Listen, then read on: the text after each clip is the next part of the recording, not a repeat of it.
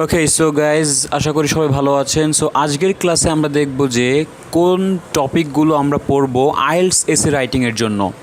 অর্থাৎ আমরা যদি নির্দিষ্ট কয়েকটা টপিক পড়ি, মাত্র 12টা টপিক এর ভেতর থেকেই আসবে ইনশাল্লাহ, এর বাইরে কখনো আসে না। ঠিক আছে? সো বিগত সালেও এসছে বা আগামীতেও এর ভিতর থেকেই আসবে। সো আপনি যদি নির্দিষ্ট কয়েকটা টপিক পড়েন, অবশ্যই আপনি আইএলটিএসের এসেতে অনেক সুন্দর করে আপনি প্রিপারেশন নিতে পারবেন এবং ভালো করে লিখতে পারবেন। যদি আপনি ভালো করে লিখতে পারবেন, আপনার মার্ক কিন্তু অটোমেটিকলি চলে আসবে। আপনি ব্যান্ড 8-এর মতো আপনি আগে প্র্যাকটিস করে যাবেন বাসা থেকে এবং এর ভেতর থেকে আপনি আসবে। ঠিক আছে? সো এটা হচ্ছে একটা আইএলটিএস হ্যাক। সো আপনি যদি প্রশ্নটা আগে থেকে জানেন কি আসবে, তাহলে কিন্তু আপনি সুন্দরভাবে একটা প্রিপারেশন নিতে পারবেন এবং সুন্দরভাবে প্রিপারেশন নিলে কিন্তু আপনি সুন্দরভাবে এক্সাম দিতে পারবেন। ঠিক আছে? সো বিষয়টা আশা করি ক্লিয়ার। সো আজকে হয়তো ইতিমধ্যে আপনারা পড়ে ফেলেছেন, আমার স্ক্রিনে আছে দেখেন যে task 2 question by theme. So কী কী থিমের উপর বেস করে আপনার এসে, অর্থাৎ টাস্ক 2 কি, টাস্ক 2 কিন্তু জেনারেল এবং একাডেমিক দুজনের জন্য কিন্তু কমন, তাই না? সো এসে রাইটিংয়ের ক্ষেত্রে আপনাকে কোন থিমের উপর বেস করে কোয়েশ্চেন করা হবে দেখে নিন।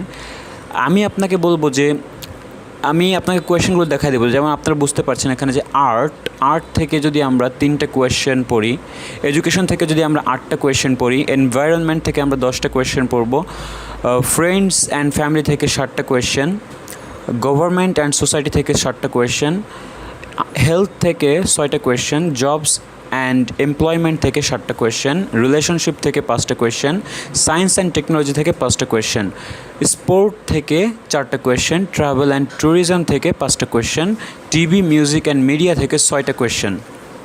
সো দেখেন এখানে কিন্তু নির্দিষ্ট কয়টা টপিক আছে, 1 2 3 4 5 6 7 8 9 10 11 12, অনলি 12 টপিকস। ওকে, সো আপনি যদি উদাহরণ মনে করেন যে আপনি একটা মানে যদি একটা লিমিটেড সিলেবাসের ভিতরে আপনি পেয়ে যান, তাই না, তাহলে কিন্তু আপনি সুন্দরভাবে প্রিপারেশন নিতে পারবেন না। আদারওয়াইজ আপনি কিন্তু বুঝতে পারবেন না যে আপনি কী পড়বেন, আজকে কী করবেন, আজকে কী প্র্যাকটিস করবেন, রাইটিংয়ের কী প্র্যাকটিস করবেন, কী করলে ভালো হয়। সো অনেকেই কিন্তু রাইটিংয়ের সেই টপিকটা কিন্তু ভালোভাবে লিখতে না পারার কারণে রাইটিংয়ে কিন্তু মার্কটা কমে আসে।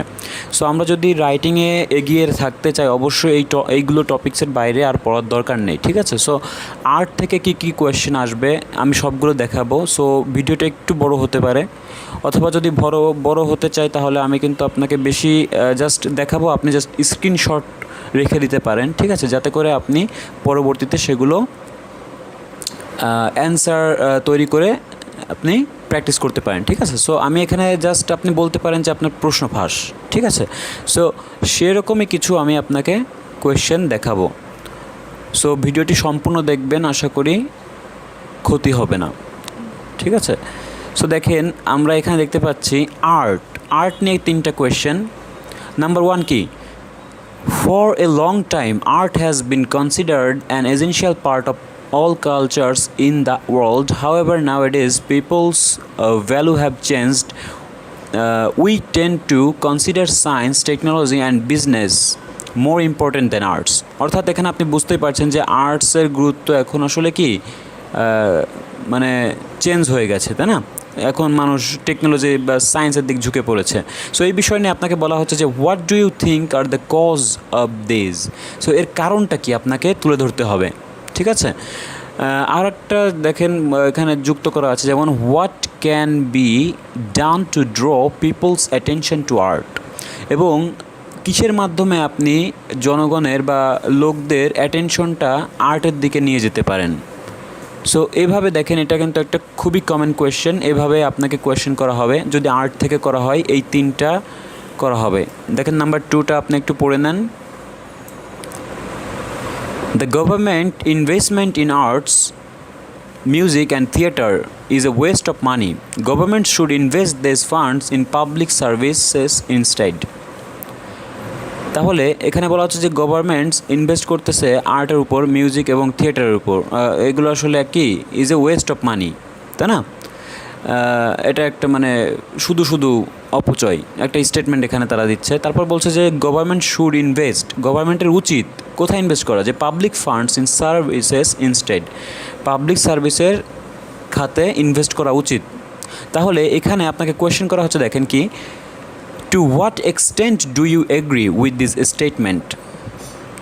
তাহলে কিসের সঙ্গে আপনি, কোন ইস্যুর সঙ্গে আপনি এখানে এগ্রি, এই স্টেটমেন্টের সঙ্গে আপনি কি এগ্রি কি না, ঠিক আছে, সেই জিনিসটা আপনি সুন্দরভাবে গুছিয়ে লিখবেন, ঠিক আছে। সো আমি একটু নিচে চলে আসি।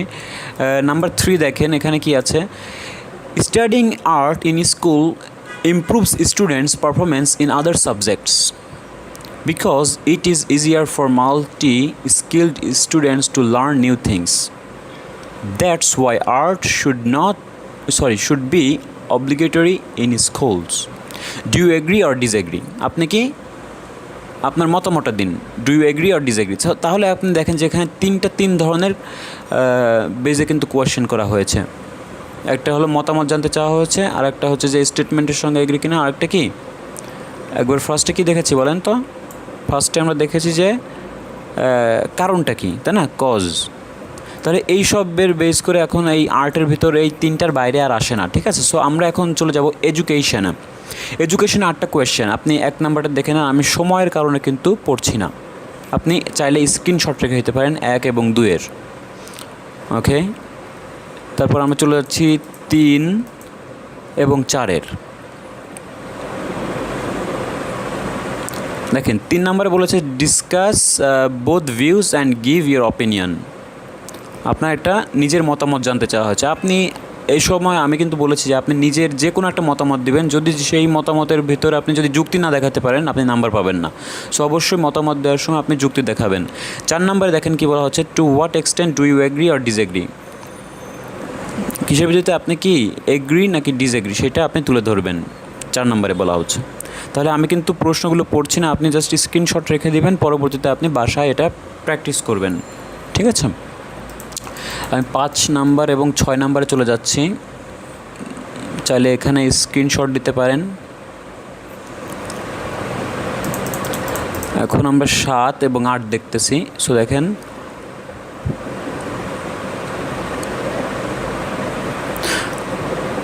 আচ্ছা 8 নাম্বারটা একটু পড়ে শোনাই, যে student should focus on learning in the classroom rather than show their status by wearing fashionable clothes.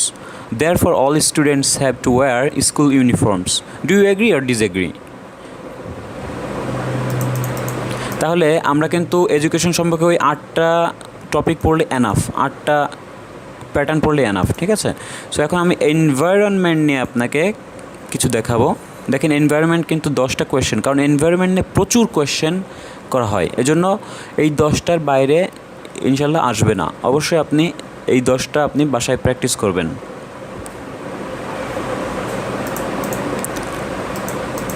2 নাম্বারটাও দেখে নেন। এখন আমরা 3 নাম্বার দেখছি, এরপর আমরা 4 নাম্বার দেখছি, 4 এবং 5, তারপর 6 দেখব, 6 এবং 7,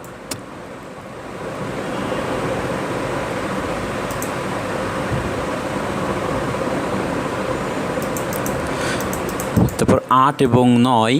আমি আসলে এগুলো পড়তে গেলে আসলে 2 ঘন্টারও বেশি সময় লাগবে যদি আমি সবগুলো বুঝিয়ে পড়তে চাই। এজন্য আমি বেশি সময় নষ্ট না করে আপনাকে জাস্ট দিয়ে দিচ্ছি। আমি চাইলে আপনাকে মনে করেন যে লিঙ্ক দিয়ে দিতে পারতাম, কিন্তু পিডিএফ ফাইল তো এখানে দেওয়া যায় না। সো পিডিএফটা দেওয়া যাচ্ছে না ইউটিউবে, এজন্য আপনাকে স্ক্রিনশট রেখে দিতে হবে। সো 8, 9 দেখেন।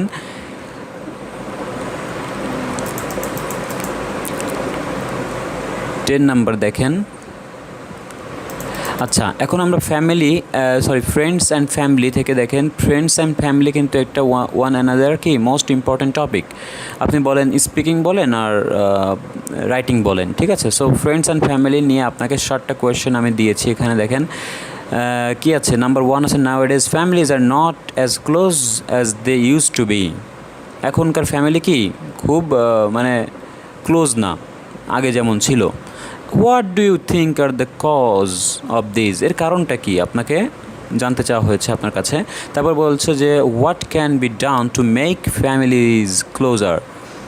তাহলে দেখেন প্রত্যেকটা কোয়েশ্চেন টাইপ কিন্তু সিমিলার হয়ে যাচ্ছে, তাই না। সো এর আগেও আমরা দেখেছি যে কোন জিনিসটা কাছে টানতে পারে, অ্যাটেনশন করতে পারে। সো এখানে আমরা দেখতেছি যে এখানে কোন কাজটা বা কি ফ্যামিলিকে আসলে আরও কাছে নিয়ে আসবে, আপনি নিজের মতামত দেবেন। নাম্বার 2 দেখেন, আচ্ছা নাম্বার 3 এবং 4, নাম্বার 3টা একটু পড়ে শোনাই যে it is more important to have a good family than to have friends. আচ্ছা একটা কী বলা হচ্ছে যে এটা খুবই জরুরি, একটা ভালো ফ্যামিলি একটা ফ্রেন্ডসের চেয়ে সবচেয়ে বেশি জরুরি, তাই না? তাহলে family can always compensate for absence of friendship. To what extent do you agree or disagree? So আপনি এটার সঙ্গে কি একমত নাকি দ্বিমত পোষণ করছেন যে আসলে ফ্রেন্ডসের চেয়ে কি ফ্যামিলি দরকার? এটার সঙ্গে কি আপনি একমত কিনা? নাম্বার 4 দেখেন, 4 এবং 5 দেখেন, 4, 5, ওকে 4, 5 দেখেন, আপনি স্ক্রিনশট রেখেছেন। আচ্ছা নাম্বার 6, 7-এ চলে যাচ্ছি আমরা। 6, 7 আপনি একটু দেখেন, কারণ এখানে আমরা 7টা প্যাটার্ন আমরা জানবো। 6 নাম্বার দেখেন, খুব ইজি একটা জিনিস দেখুন, it is better to have one true friend than all the acquaintance in the world. আচ্ছা একটা খুব ভালো বন্ধু দরকার পৃথিবীর সব কিছু চাইতে, তাই না? So do you agree or disagree with this statement? যদি আপনি এগ্রি হন, আপনার কিছু স্ট্রং এভিডেন্স লাগবে বা স্টেটমেন্ট লাগবে যাতে এক্সামিনার বুঝতে পারে। নাম্বার 7 হয়তো দেখেছেন। সো আমি চলে যাচ্ছি government and society. Government and society নিয়ে 7টা কোয়েশ্চেন, 1, 2 ইতিমধ্যে দেখে ফেলেছেন হয়তো, সো আপনি স্ক্রিনশট রেখে দিতে পারেন। আমি নাম্বার 3 এবং 4-এ চলে যাচ্ছি। 3 এবং 4 অবশ্যই আপনি এগুলো দেখবেন, আপনার আশা করি মনে করেন যে আপনার লাভ ছাড়া ক্ষতি হবে না। সো অবশ্যই আমার অন্যান্য ভিডিওগুলো দেখবেন এবং অবশ্যই ভালো লাগলে কমেন্ট করে জানাবেন যে আপনি আপনার কাছে কেমন লাগলো আজকের টপিকটা, ঠিক আছে? সো কমেন্ট করে জানাবেন এবং অবশ্যই সাবস্ক্রাইব করবেন, support me. So number 5 and 6 দেখেন, এখানে নাম্বার 5, 6 আপনি অবশ্যই এগুলো বাসায় অ্যান্সার তৈরি করে প্র্যাকটিস করবেন, ঠিক আছে? কারণ এখানে আপনি সময়ের কোনো অভাব নেই, আপনি ইচ্ছা মতো নিজের মতামত তুলে ধরতে পারেন। আচ্ছা নাম্বার 7, আচ্ছা নাম্বার 6, সরি হেলথ নিয়ে 6টা কোয়েশ্চেন। এখন দেখেন হেলথ নিয়ে আমরা 2টা কোয়েশ্চেন আপনারা দেখতে পাচ্ছেন। সো এটা আপনি চাইলে স্ক্রিনশট রেখে দিতে পারেন। আমি আবারও বলছি যে সময়ের জন্য আমি কিন্তু আপনাদেরকে বুঝিয়ে দিতে পারছি না, আপনারা একটু কষ্ট করে বুঝে নিয়েন, ওকে? বুঝতে পারবেন ইনশাল্লাহ। আচ্ছা নাম্বার 3 এবং 4, 5 এবং 6, তাহলে নাম্বার 5 এবং 6 আপনি স্ক্রিনশট রেখে দিতে পারেন। আচ্ছা আমরা কিন্তু 12টা টপিকসগুলো দেখাচ্ছি, 12টা টপিক্সের ভিতর কোনটার কয়টা কোয়েশ্চেন আমরা পড়বো সেগুলো দেখাচ্ছি, ঠিক আছে? সো জবস অ্যান্ড এমপ্লয়মেন্ট, এখান থেকে আমি 2টা কোয়েশ্চেন আপনি দেখতে পাচ্ছেন, স্ক্রিনশট রেখে দেন। তারপরে আমরা চলে যাচ্ছি 3 এবং 4, 5 এবং 5 and 6,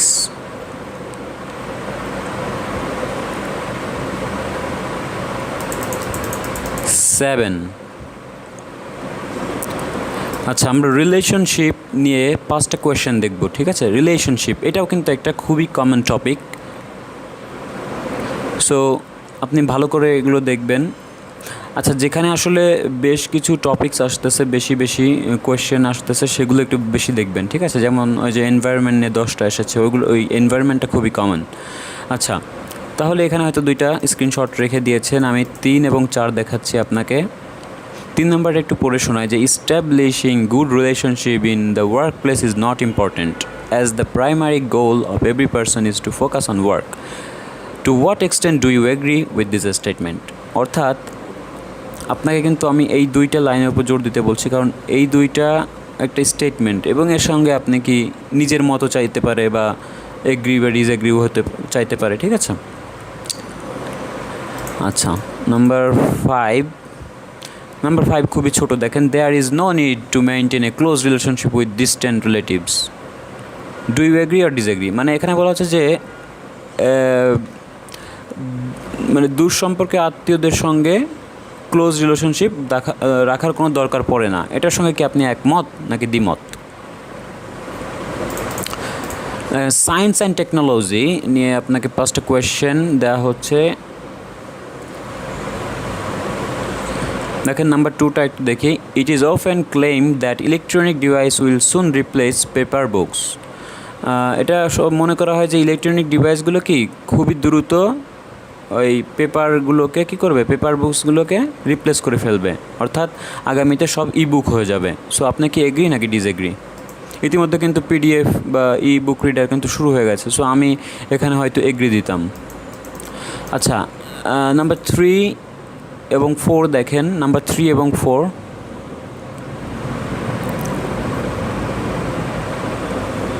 আচ্ছা 5, লাস্ট নং 5। আচ্ছা এটা কিন্তু আমরা কি টেকনোলজি নিয়ে দেখতেছি নাকি? হ্যাঁ টেকনোলজি। আচ্ছা নাম্বার দেখেন, এখানে আমরা স্পোর্ট নিয়ে দেখব। স্পোর্ট কিন্তু আর একটা খুবই কমন টপিক, ঠিক আছে?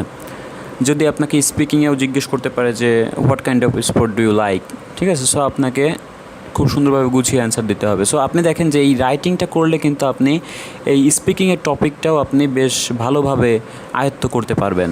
সো রাইটিংটা আপনি খুব সুন্দরভাবে করার চেষ্টা করবেন,